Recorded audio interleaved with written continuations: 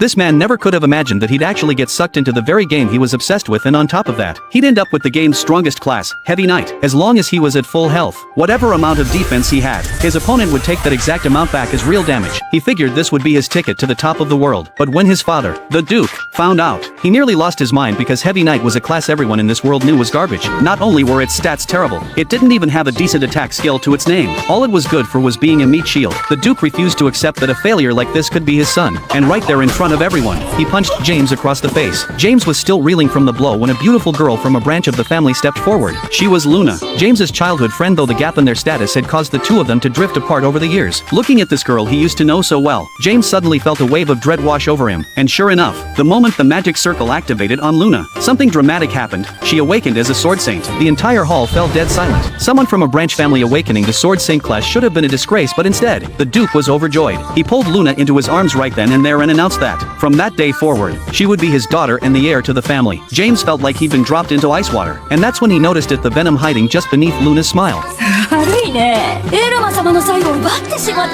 But it didn't stop there. Luna went straight to the Duke and told him James was a failure who didn't deserve to stay in the family, and to James's disbelief, his father agreed on the spot. He said James was an embarrassment to the family name, and that keeping him around would only bring shame on them. The moment those words left his mouth, the rest of the family wasted no time picking sides, and James found himself completely alone. He tried to explain himself to his father, but by then, everyone was looking at him like he was a joke. His father didn't even want to look at him anymore. He gave James an ultimatum on the spot: drop the family name, or die. Then he walked off with Luna at his side. Down at the mansion's front gate, the old butler who'd practically raised James handed him a small bag of gold coins. James didn't turn it down. He thanked the butler for his kindness, but by then, the pouring rain had already soaked through more than just his clothes. Up above, watching it all unfold, Luna wore a victorious smile. Once he left the family behind, James made his way alone to the border town of Rondel. He found himself a room at an inn and immediately pulled up his character panel. Looking over the skill tree and stats in front of him, everything matched the game exactly as he remembered it. His core skill, the Heavy Aegis Oath, widely considered the weakest skill a Heavy Knight could have, was still there. A starting character only gets 5 stat points to allocate,